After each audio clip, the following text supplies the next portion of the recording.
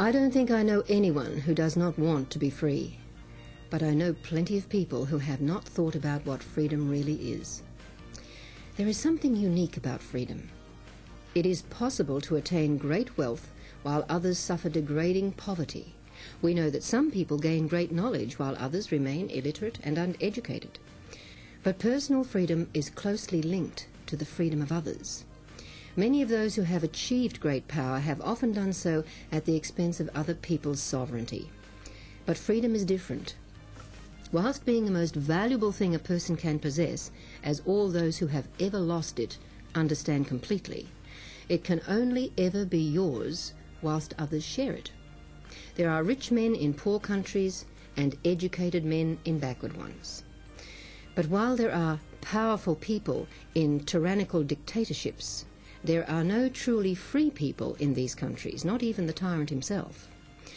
You see, freedom is a macro product. It only exists in free societies. We would like to be able to tell you that you can have yours and you don't have to worry about anybody else's. That would make it much simpler for you and me. But your freedom cannot be had unless I am allowed mine also. The nature of freedom itself demands that we work together on this thing called freedom potentials. If there is slavery in the house next to yours, in the country next to yours, or in the hemisphere next to yours, your own freedom is at risk, for the lust for power over others cannot rest until it consumes all. If any man on earth is a slave, then with time or circumstance you may be next. So how can you be free? There is only one way. You must help make others free. If others are free, so will you be free as an indirect and inevitable result. Where does freedom begin? That is a simple question to which there is a very simple answer. Freedom begins with service. Freedom grows out of the voluntary involvement of individuals in the creation and maintenance of a free society. Voluntary service is the only road to freedom. The springs of freedom are not in compulsion, but in voluntary service motivated by love. I hope that's why you are involved in this course. The worst side of human nature would have us enslave those we might hate or despise and regard as our enemies. In doing this, we betray ourselves and our own freedom. You see, the luxury of hatred cannot be indulged without the bringing slavery more closely to yourself. The more freedom is given to others, the more it is retained for oneself. We can say then that freedom is a social objective. It is something we work towards in association with others.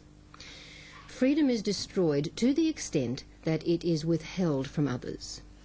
We have therefore chosen to begin with the best foundation for ideal relationships, and that is the concept and practice of service.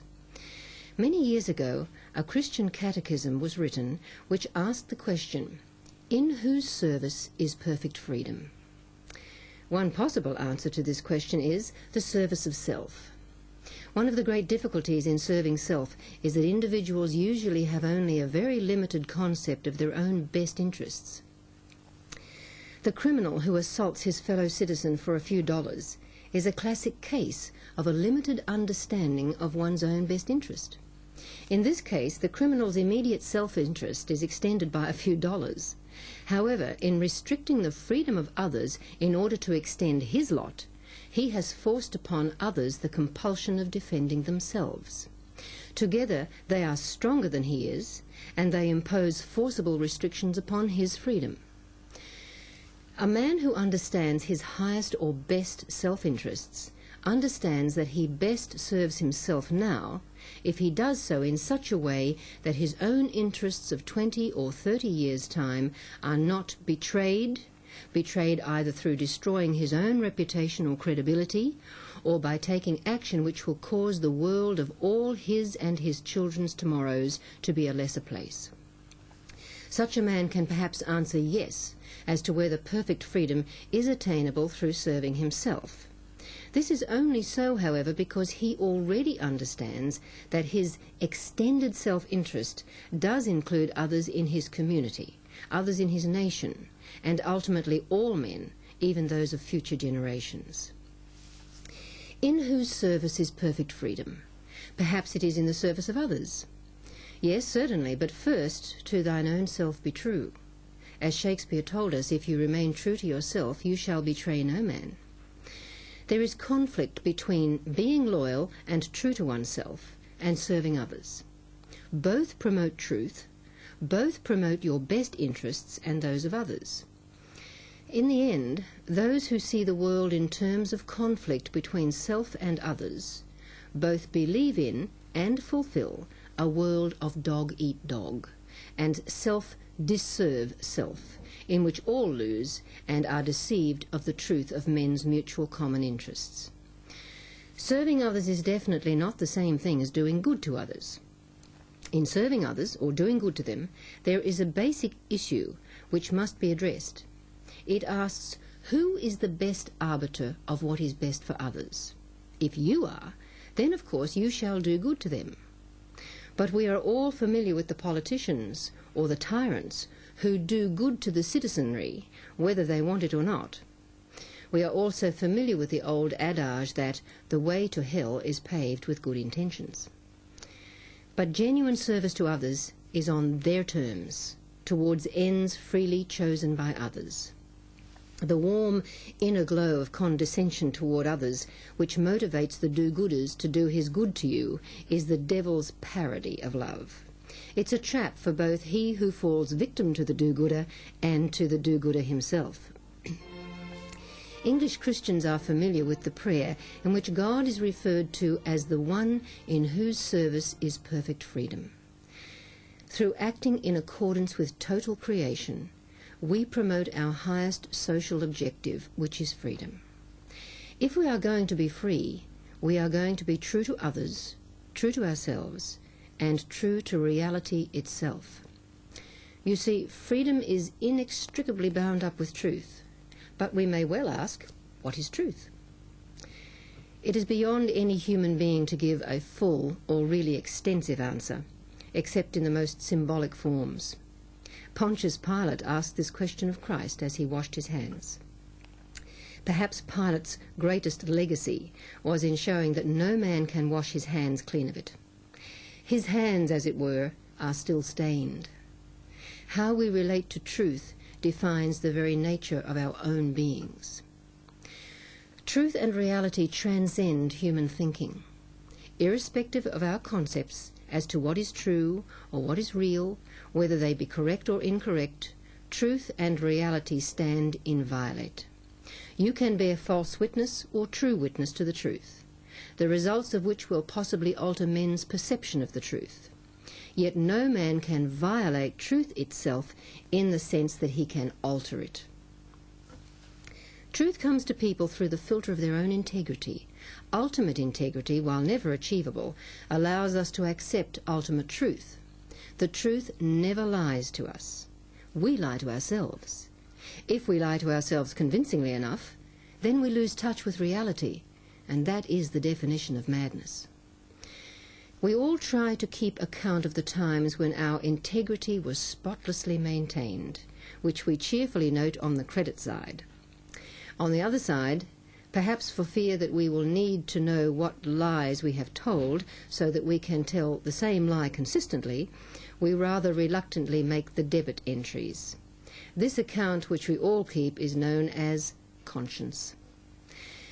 Therefore, if one is to serve the cause of freedom potentials, one must seek true freedom in line with a knowledge of the truth and with a clear conscience. The application of freedom, or the realization of freedom, is all important, and it can only be achieved in action. The achievement of a free society, the extension of freedom, is bound up with the service approach to life. This is not all that extraordinary, in that a great many people understand that if you really want something, the best way of achieving it is to give it to others.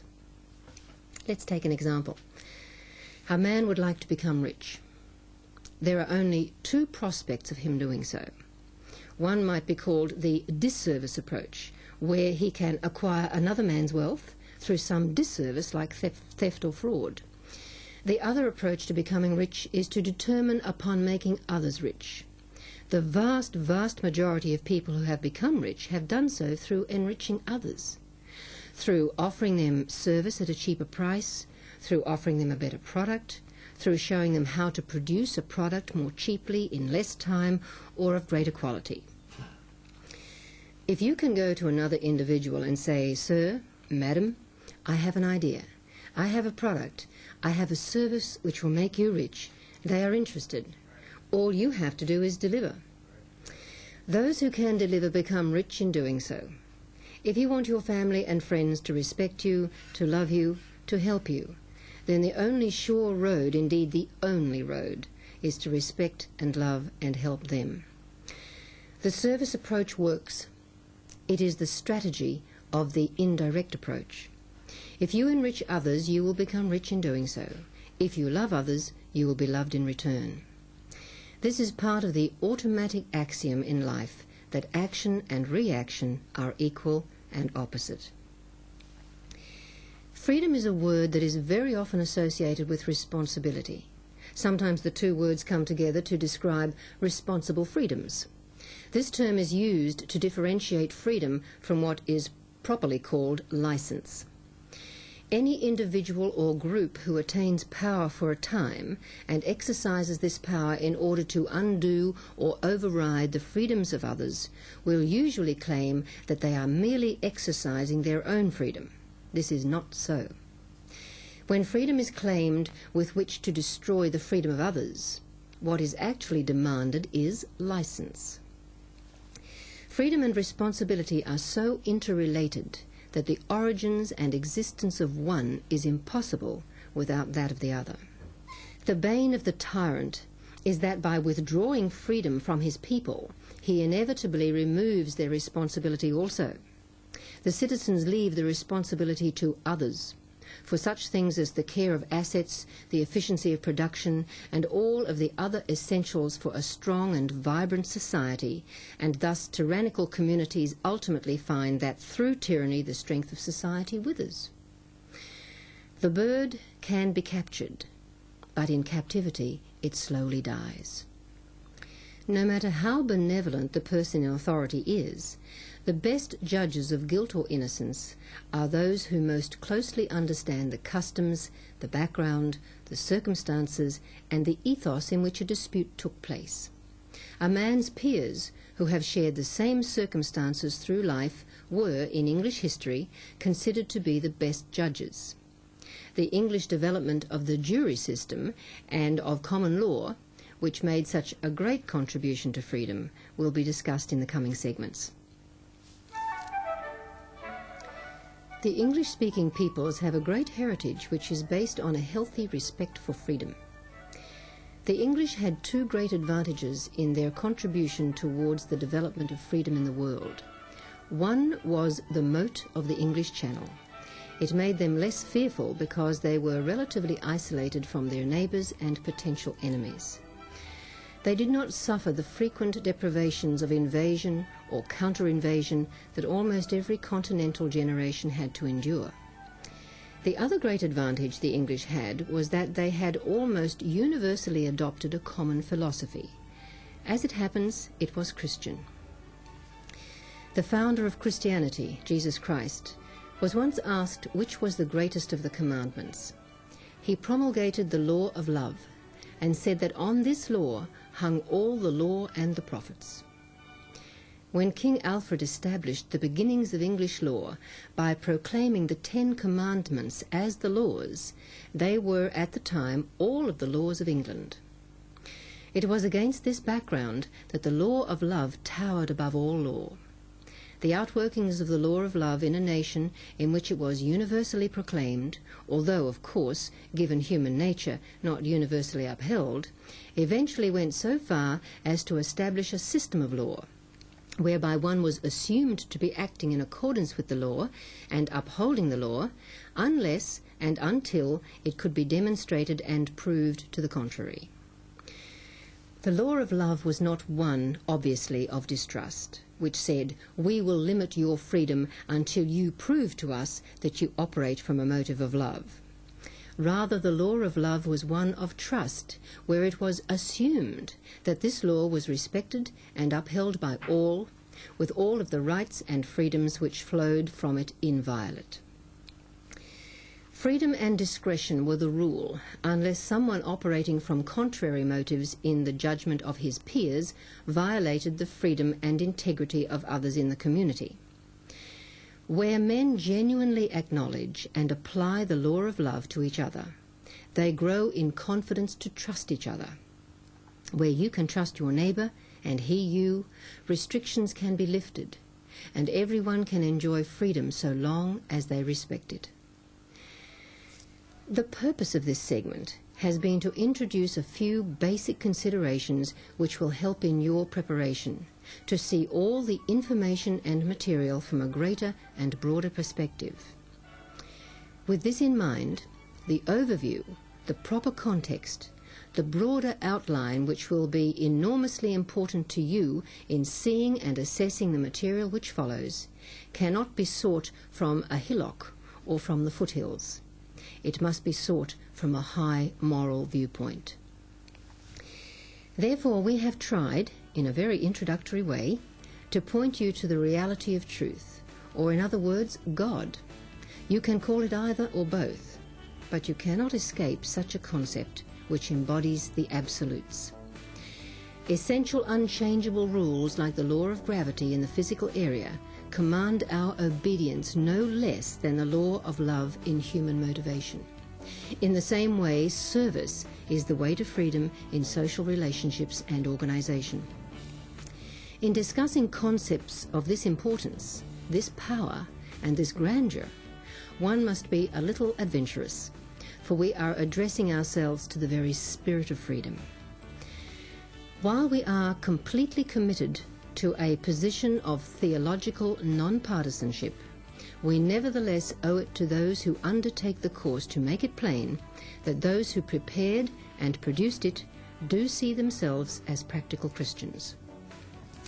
We acknowledge that this has influenced us, and therefore we understand that not everybody will be able to fully endorse every aspect of what is presented in this school.